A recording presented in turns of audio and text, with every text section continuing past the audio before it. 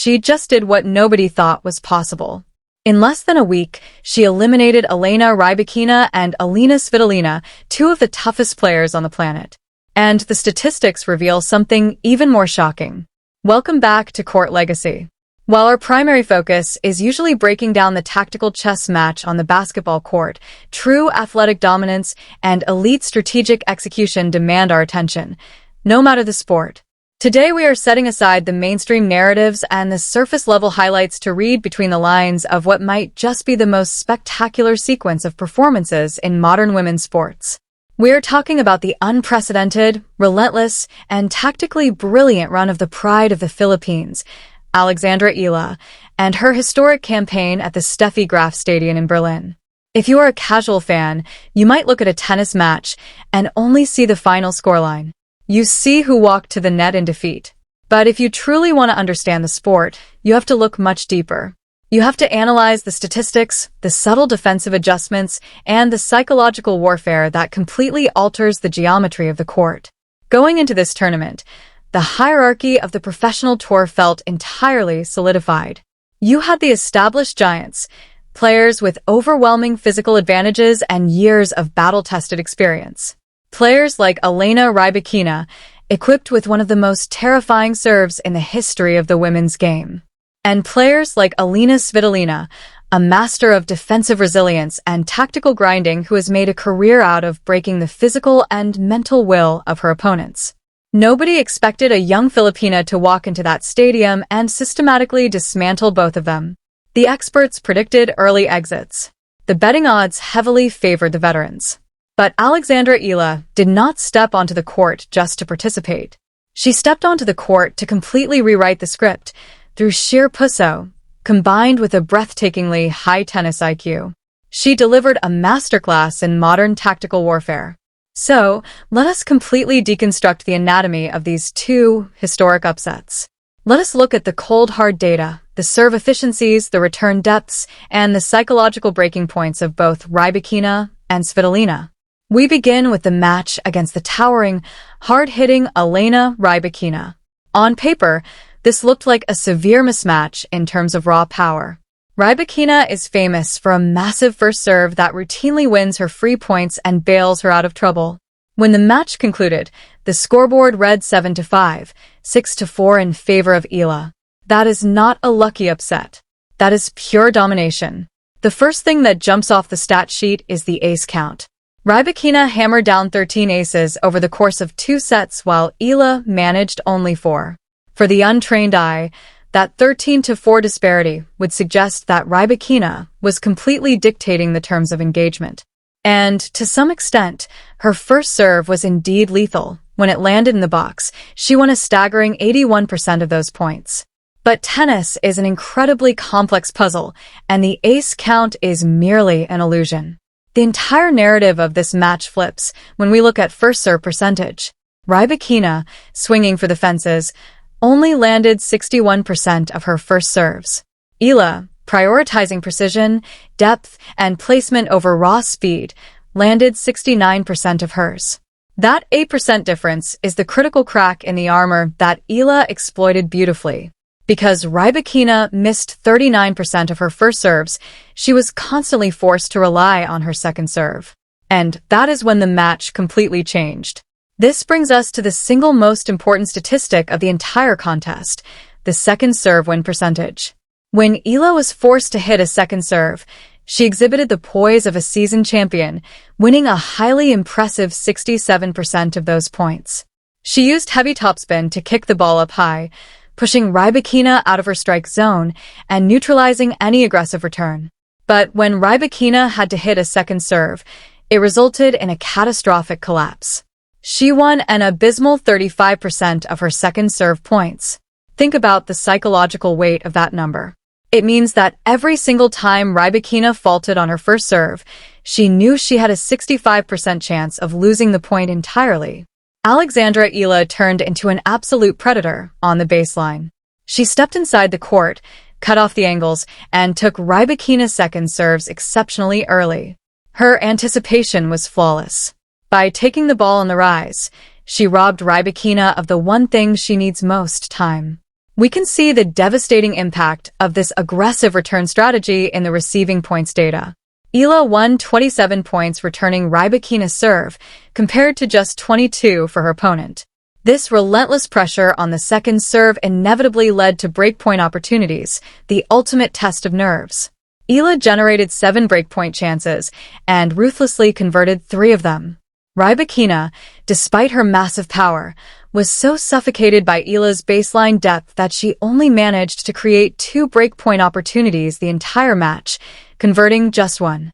Eala protected her service games beautifully, winning 10 service games to Rybakina's 8 and ultimately winning 72 total points to Rybakina's 64.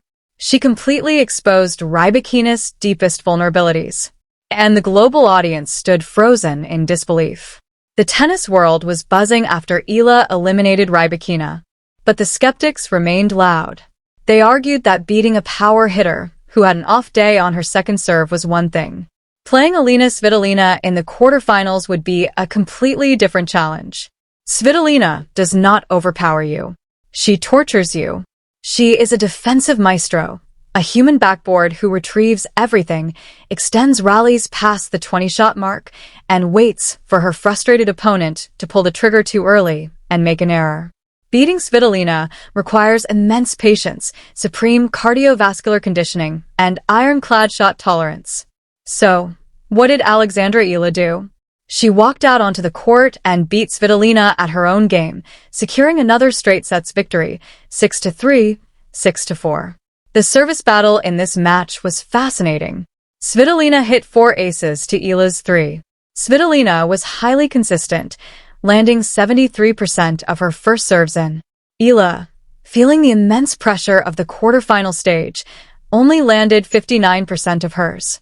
Traditional tennis logic dictates that if you are playing a world-class returner like Svitolina and only get 59% of your first serves in, you are going to get blown off the court. But Alexandra Eala defied logic once again. Even though she landed fewer first serves, the quality of those serves was immaculate. When Eala's first serve went in, she won an astonishing 79% of the points. Svitolina, despite landing 73% of her first serves, only won 68% of those points. Eala was reading Svitolina's serve perfectly, cutting off angles and firing deep, heavy ground strokes right at Svitolina's feet to neutralize her defensive baseline positioning. It was a masterclass in shot selection under pressure. The most telling statistic of all, the one that reveals the true story of Svitolina's unraveling, is the double fault count. Eala played a remarkably clean, disciplined match, committing only 2 double faults. Svitolina, a veteran known for her consistency, completely cracked under the pressure and committed 7.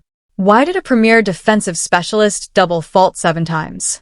Because she was terrified of Alexandra Eala's return. Svitolina knew that if she did not paint the lines with her second serve, Eala was going to step up and crush a winner down the line. The fear of that aggressive positioning forced Svitolina to overhit her second serves, resulting in unforced errors at the most critical moments of the match. That is what happens when you break an opponent's spirit before the point even begins. This brings us to the break points, where Eala's absolute dominance becomes undeniable.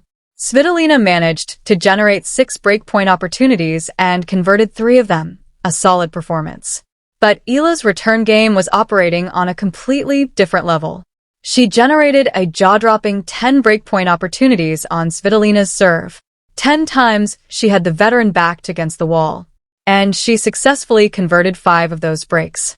To break a defensive specialist like Elina Svitolina 5 times in a 2-set match is an achievement of monumental proportions. It proves that Eala was dictating the rallies, opening up the court, and finishing points entirely on her own terms. She won 34 receiving points in this match alone. Perhaps the greatest testament to Alexandra Eala's championship mentality is found in the momentum statistics.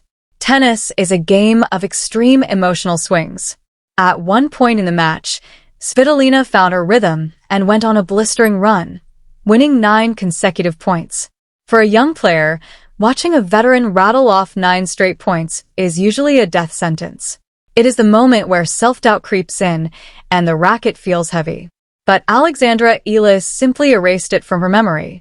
She stepped back up to the baseline and went on a run of her own.